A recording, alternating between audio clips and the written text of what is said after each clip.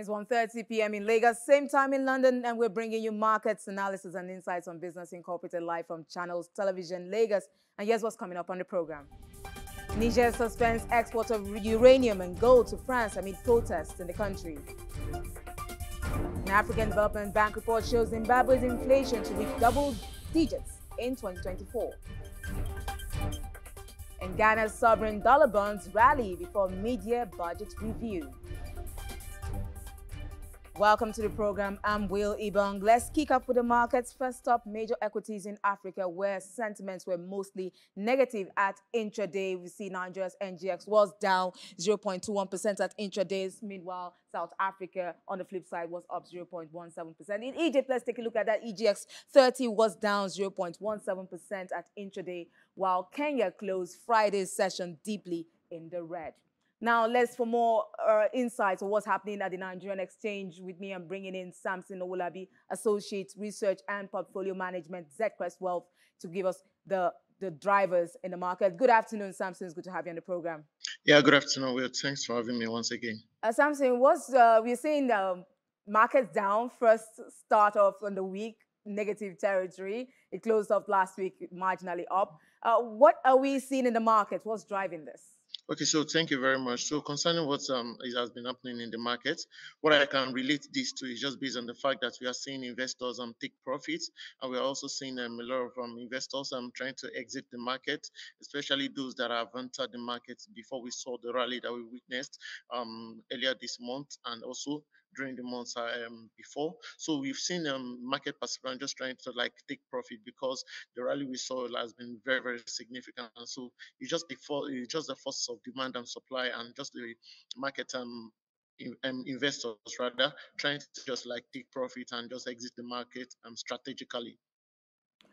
Still within the market, what we saw last week, earnings reports have been, a slew of earnings have been coming in, but lots of them have been reporting losses, and mostly due to FX devaluation. We've seen billions of naira lost for companies in the consumers and industrial goods sector. What is going to be? Is this going to be the trend in the short term? Is this going to be what we'll see based on the fact that Nigeria's FX with the forex market is quite volatile? Okay, so thank you. Concerning that, what I would just say is that this is something that is supposed to happen because when they unify the FX system and they canceled the other windows that we have, and we just left with the IRN window, we saw that the IRN window, the official rate, which was around 471 naira to a dollar for around June, was dropped. It dropped to close to 700 to 800 on average now since then. So we've seen that particular change in the official market. Now, for some companies, they have to source for their raw materials, and I'm talking about the consumer goods sector now. All those ones that the companies that have to source for their raw materials from the FX space, they've had to take it at the exchange rate, however, which was at around 400 plus, then 460 to our average of 470. However, when they devalued the Nigerian currency, and we saw that the official rate went as high as around 700 to 800. We are now seeing that particular thing drive changes. They have to recheck their book and do a little bit of revaluation. So all the things that they have stated, the prices that they have pegged at around 400 before, they are now have to restate it and place it at around 700 to 800. So this particular thing is making the FX issue them to record FX losses. So this is just the major factor that has been happening. And each sector, each company, they have their own exposure. We have seen the banks take profit from this, which is possible, which is also something that is expected because they have a position that they can they can source for loans. They can give out loans for these companies that want to get their raw materials, and imported raw materials, right? By the way, and also banks have this way of like having to like hedge their position. So we've seen some banks book a lot of gains from this particular Okay. situation. However, for companies that have a lot of exposure to the FX market, they have been booking losses. So this is Okay. just what we have been experiencing right now. And when I check the books, especially for Guinness, when I check their books and I saw some things in there, you can just see that they are seeing exchange difference on foreign currency letter of credits. We've seen a lot of significant, let's say, surge in that cost line. We've Okay. seen it grow to like 19 billion naira. So all these things, and also when you look at the exchange difference on foreign currency intercompany loans, we've seen it rise from 197 million to 19.6 billion naira. So these issues are things that are very, very important, and they are things that are driving the losses that we are seeing, Okay, especially for so I Guinness in know you this have a lot to case. unpack when it comes to that subject matter, but what do you think the market is going to close with? Just one word. Is it bullish or bearish? I need just one word.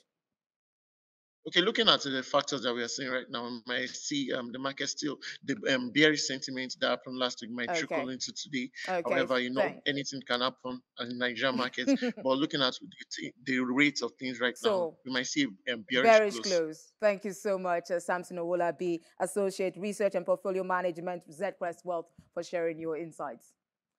Now let's Yeah, go thank you very over much. to the Middle East, where it's mostly positive sentiments at intraday. The Abu Dhabi was up 0.1%. Dubai also up 0.4%. Now let's look elsewhere. Saudi, however, was down massively, more than 1%, and the Qatari index was slightly up at intraday 0.08%. In the EU, Italy's defense minister says his country needs to get out of China's Belt and Road Initiative, which critics see as a tool for China to spread its geopolitical and economic influence. Joining us with more is Deutsche Welle's correspondent Chimpoda Chimbelu in Berlin. Chip, can you tell us more about what Italy's defense minister said? Well, Italian Defense Minister Guido Crosetto's interview was actually published on Sunday in Corriere della Sera. Now that's a Milan-based newspaper. And in that interview, he called his country's decision to join China's Belt and Road Initiative atrocious. Now, the BRI is a mammoth infrastructure project started by Beijing in 2013, and it aims to connect China with the rest of Asia, Europe, and the world by spending huge amounts on infrastructure, including roads and ports. But its critics see it as a tool for Beijing to spread its influence around the world. In 2019, Italy became the only major Western economy to join the Belt and Road Initiative. And that was a controversial decision that was made by the former Italian government and was criticized by other Western economies. And now Italy is trying to figure out how to exit the BRI. Last week, Italian Prime Minister Giorgia Meloni discussed the topic with US President Joe Biden.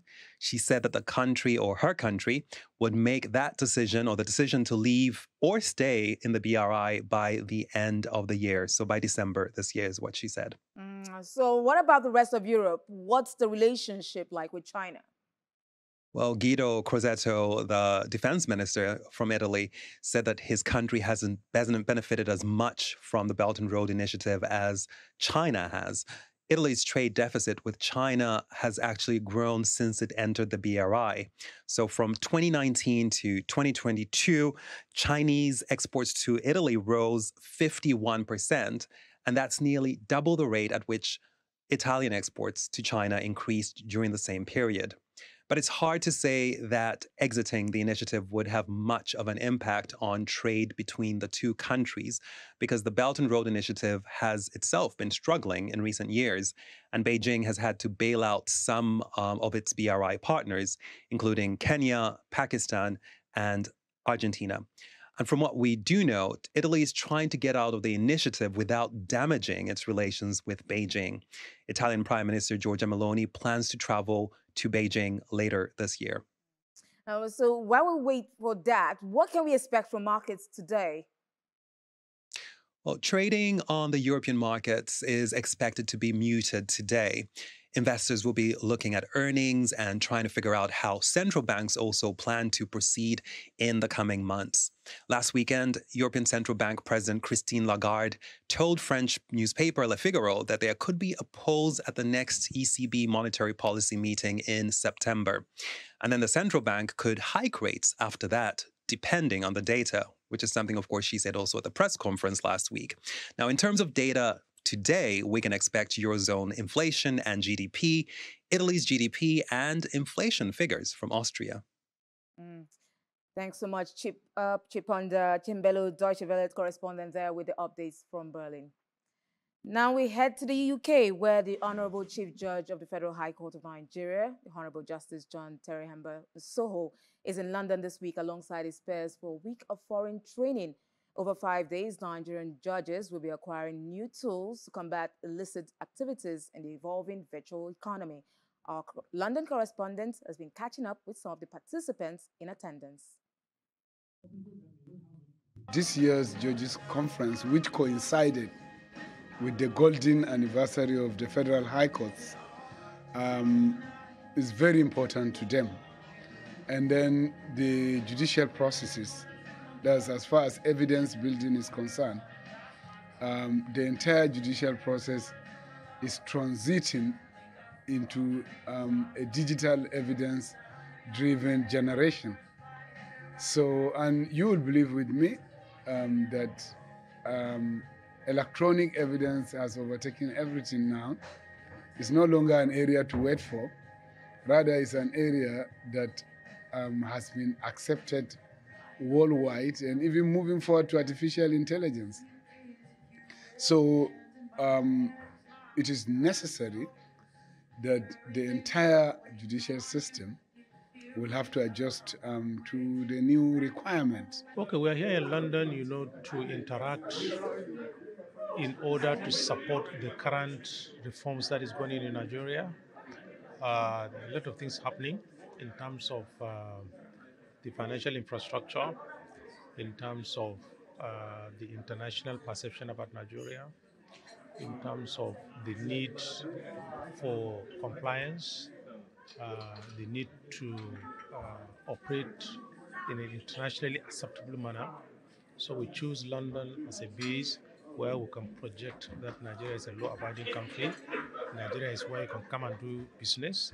Nigeria where there is a rule of law. The Federal High Court and the Commercial Court in Nigeria has recognized the strategic importance of virtual assets, the decisive role the Asset Management Corporation of Nigeria plays in the financial system stability of Nigeria by offloading toxic assets from the banks to allow our economy to thrive. And the new regime is so focused on deploying technology so that tax will be a major source of economic sustenance of the real sector. Now you can see all this convergence are very, very unique areas that eventually dispute has always arisen in AMCON matters, and it is the Federal High Court that has jurisdiction. After the break, a look at how Ghana's founder has been able to build its foreign reserves. That conversation next. Stay tuned. This is Business Incorporated.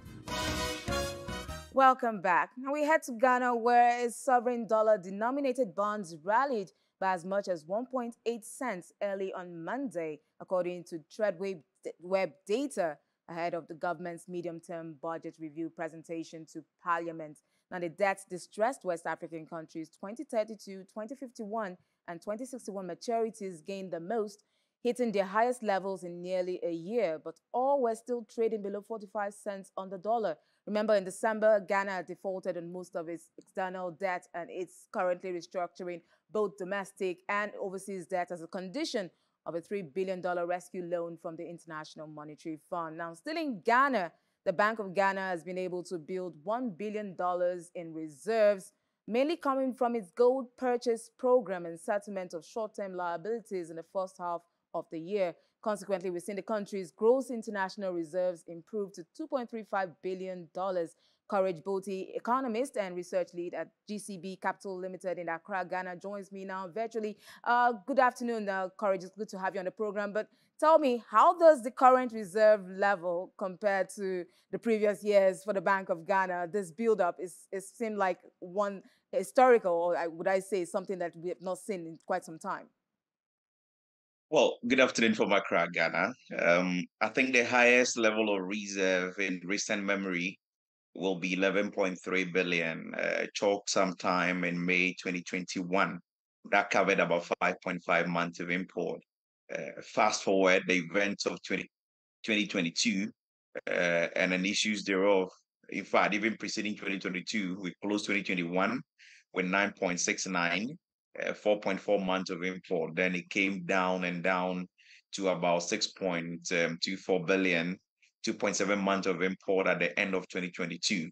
As we speak, from the data available by June, like you said right now, it's about 2.35 billion really. So the trajectory has been a decline, and for very obvious reasons, really, over the last 2-3 years. So how did the settlement of short-term liabilities, if been on decline, contribute to the reserve increase? Well, I think that needs a bit of context. I guess the governor was responding to a question, and that statement came out really. If you look at it, two things are happening. The IMF have always contended that our way of computing reserve is not appropriate, in that we include petroleum funds, as in savings from our oil fields, which is statutory, and then encumbered assets. We include them in our computation of reserves, really. And IMF has always been that let's take those out and look at reserve on that level, really. So if you look at it in terms of gross reserve, that includes the petroleum funds and then encumbered assets, there is actually reserve depletion of about $894 million in 2023 so far, from January to June. But the Bank of Ghana, for the first time under a program, have decided to report what the IMF requires also.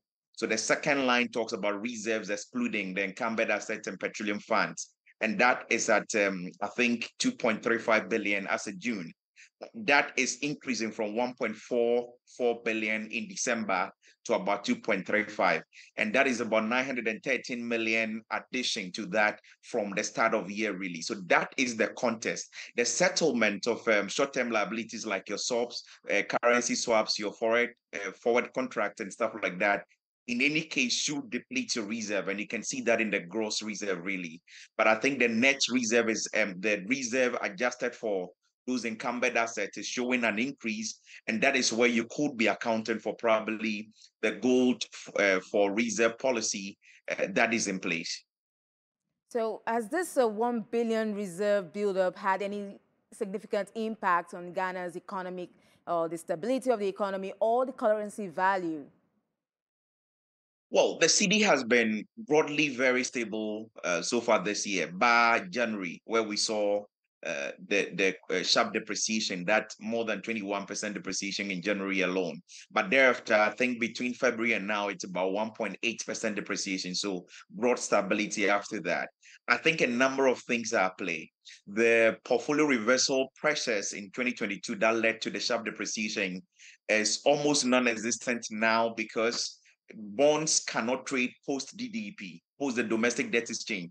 Bonds are not trading. The secondary market for bonds is just generally inactive at this moment. So those who even want to exit the market do not have the buy side people to take them up, really. And for most of these fund managers, they are looking for internal sources to raise money to pay their clients and all of that. So there is practically no activity on the bond market at this point. So you are not seeing your usual repatriation that comes with it. We have also suspended external debt service, which means that a large liability that could have gone into debt service for the first half of the year, and we've seen a number of Eurobond coupons fall due and other external debt fall due, but have not been net because of the debt suspension.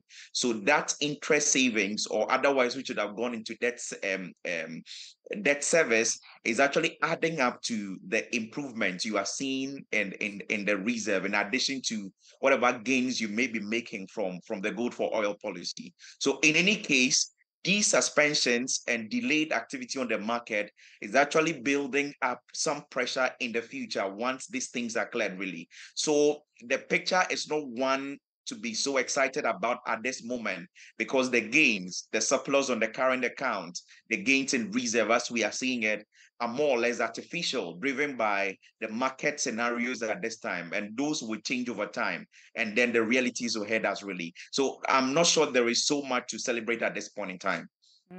So what are the risks of relying on the gold purchases to shore up reserves? Do you think there are challenges to this? Well, in the meantime, I have a view. My view on that is this: it doesn't change a lot at the moment. What it does is Bank of Ghana is able to use CDs to buy these gold and then sell them or process them into reserves, which has dollar value, really. The good thing is that while the argument could be the CD injection could be inflationary, yes, on one hand, we have gold backing every CD that is going into or reserve in dollars backing every CD that goes into gold purchase. So not so much problem there. Two, if need be, they can always sterilize the CD injection to ensure that inflation is tamed. But what that does is Bank of Ghana is buying gold from the small scale miners and then the multilateral institutions who would have sold gold anyway. And for the small scale miners, they had dealers who take these things up and they export them, bringing FX that flows to the banking system. What it does is that we are switching who has control over those flows now. It goes now to the Bank of Ghana rather than a banking system. So Bank of Ghana and its reserves could grow, but what you are robbing the banking system of is also liquidity from the proceeds of this gold export, really. So at the end of the day, it solves the problem of building reserve, but it also creates a problem of liquidity, potential liquidity pressure on the interbank market, which may mean Bank of Ghana would have to come in every here and there to even out volatility or do some auctions to inject liquidity into the system, really. So it solves an immediate problem of building reserve and reducing vulnerability. But on the other hand, there are liquidity consequences in the system, probably not so pronounced now, but definitely will be at some point. Thank you so much, Courage Boti, GCB Capital Limited, joining us from Accra, Ghana. We'll keep watching, keep track of how this unfolds, especially for the second half of 2023 for Ghana. Thank you so much for coming on the program. My pleasure. Now we head to Zimbabwe, where inflation is expected to go down in 2024 as the government maintains a tight monetary policy and global prices decrease, and that's according to the African Development Bank, AFDB. In its Southern African Economic Outlook report, AFDB says inflation in the region is expected to halve to 6.7% in 2024, while the biggest deceleration is expected to occur in Zimbabwe from 184.1% in 2022 to 36.1% in 2024. Zimbabwe has recorded the highest poverty levels across the Southern African region, and the AFDB warns that the socio-political context could cloud the country's economic outlook. Now, Niger Republic has suspended the export of uranium and gold to France with immediate effect amid protests in the country. Protesters in Niger burned a French flag and shouted, "Down with France," as they supported the coup, sources say. According to the protesters, they still live like slaves despite rich deposits in uranium, diamonds, gold, and oil. Niger represents a valuable treasure for France, as it is a major source of supply of uranium used in the production of electricity in the country. The French nuclear company has been mining Niger's uranium reserves since 1970, and about 35% of the uranium used in French reactors in 2020 came from Niger. Also in 2021, Niger supplied nearly 25% of the uranium supply to members of the European Union, helping produce electricity for millions of households. And that's a wrap on Business Incorporated. Do join us tomorrow for another edition. I'm Will Ebong. See you tomorrow.